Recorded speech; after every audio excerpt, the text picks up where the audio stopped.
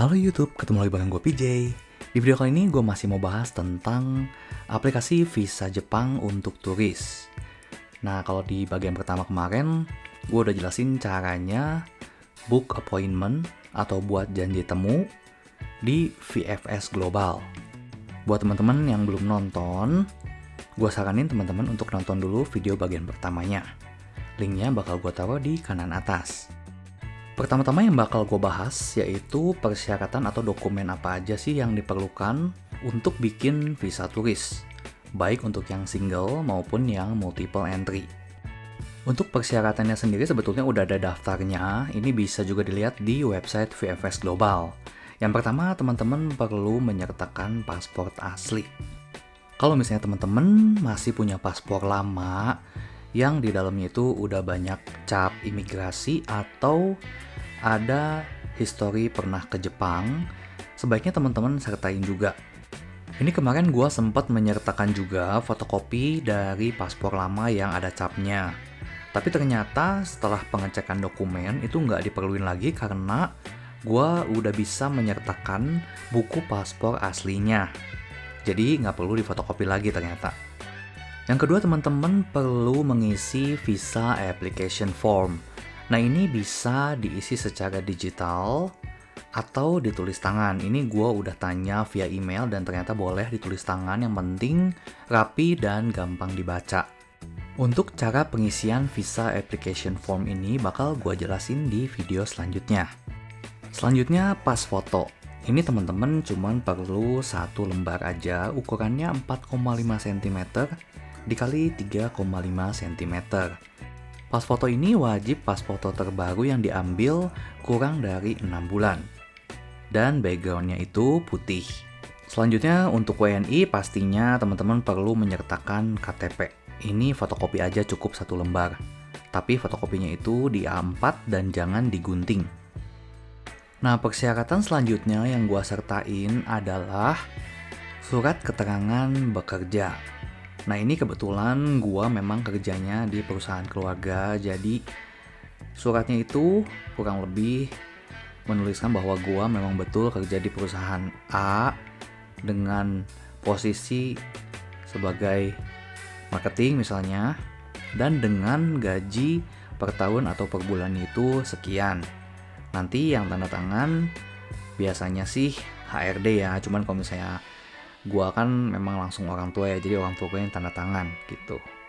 Nah, karena perusahaannya itu perusahaan keluarga, gue juga menyertakan SIUP atau surat izin usaha perorangan, yang tentunya di situ tertulis ada nama orang tua gue sebagai pemilik dari perusahaannya. Jadi istilahnya perusahaannya bukan perusahaan abal-abal, tapi perusahaan beneran.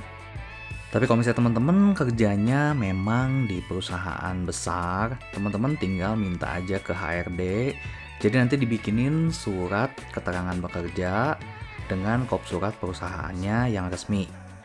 Nah, persyaratan selanjutnya adalah surat permohonan visa multiple yang isinya menjelaskan kenapa gua mengajukan visa multiple entry. Maksudnya kayak alasannya, contohnya gua bakal sering ke Jepang bolak-balik supaya nggak repot bikin visa single entry tiap mau pergi.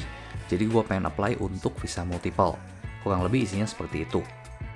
Oh ya, buat teman-teman yang memang mau apply visanya hanya untuk single entry, berarti tadi persyaratan yang surat permohonan visa multiple itu nggak perlu disertakan karena teman-teman cuma bikin yang single entry. Itu persyaratan khusus untuk yang multiple entry. Selanjutnya, gue juga menyertakan mutasi rekening 3 bulan terakhir dan juga surat rekomendasi bank. Nah, surat rekomendasi bank ini isinya kurang lebih menyatakan bahwa kita itu betul nasabah bank tersebut dengan punya saldo sekian. Sebetulnya kalau ditanya saldo itu minimal berapa buat visanya di-approve, gue sendiri nggak tahu pastinya ya. Tapi dari yang gue denger, itu tuh ada yang memang saldonya kecil tapi dia mutasinya itu sering, jadi ada aktivitas lah seenggaknya. Itu bisa approve. Tapi ada juga yang memang saldonya besar, itu otomatis approve. Tapi ada juga yang saldonya besar tapi nggak approve, itu pun ada. Jadi kayaknya soal saldo ini dan approval visa itu betul-betul cuman kedutaan yang tahu alasan penolakannya. Kalau saran gua sih, pastiin teman-teman di rekening punya minimal untuk biaya di Jepangnya 1 juta per 1 hari.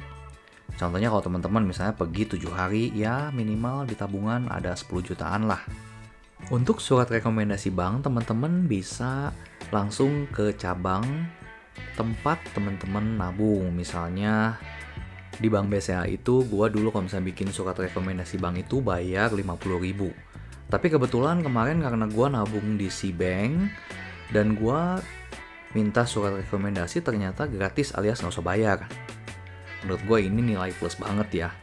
Cetak mutasinya pun 3 bulan itu gratis dan lumayan banyak ya, kemarin gue berlembar-lembar lah dan itu nggak usah bayar. Kalau misalnya di BCA seingat gue itu 1.000 per lembarnya. Sebetulnya print sendiri bisa sih, tapi nanti itu harus minta cap ke banknya, cap legalisir. Persyaratan yang selanjutnya, teman-teman perlu bikin itinerary atau rencana perjalanan. Jadi misalnya tanggal sekian itu teman-teman mau mengunjungi kota apa dan kegiatannya apa. Itu teman-teman buat dari awal datang sampai terakhir sebelum pulang ke Indonesia. Persyaratan yang selanjutnya, karena gue memang udah beli tiket, jadi gue sertain tiket pesawat pulang pergi dari Indonesia ke Jepang. Dan juga karena gue udah booking hotel, jadi sekalian aja gue print bookingan hotel dari awal gue landing sampai gue pulang. Nah, menurut gue ini salah satu nilai plus kalau misalnya teman-teman bisa kasih bukti bookingan hotel dan juga tiket pesawat. Kenapa? Karena kedutaan itu sangat menghindari ada orang-orang yang menyalahgunakan visa turis tapi dipakai untuk kerja. Jadi kalau teman-teman di usia produktif, traveling sendirian ke Jepang dengan tanpa menyertakan tiket dan bookingan hotel itu bakal dicurigai kedutaan, bakal menyalahgunakan visa. Jadi kalau misalnya teman-teman memang kesana tujuannya mau bekerja, bikin visa untuk bekerja. Kalau misalnya teman-teman tujuannya untuk sekolah, teman-teman bikin visa untuk pelajar. Jadi jangan menyalahgunakan visa turis untuk bekerja atau sekolah. Ini yang bikin nanti yang mau liburan jadi susah. Dan sempat gue baca juga di grup Facebook, grup Backpacker Internasional, di situ ada yang cerita untuk yang pakai visa waiver juga jadi banyak yang ditolak waktu landing karena banyak yang menyalahgunakan pakai visa waiver untuk bekerja. Oke, nah itu tadi kira-kira persyaratan dan dokumen yang perlu teman-teman persiapkan. Nah, untuk cara pengisian visa application form bakal gue jelasin di video selanjutnya. Buat teman-teman yang masih ada pertanyaan, teman-teman bisa tulis di kolom komentar di bawah. Sampai ketemu di video selanjutnya. Thank you, bye-bye.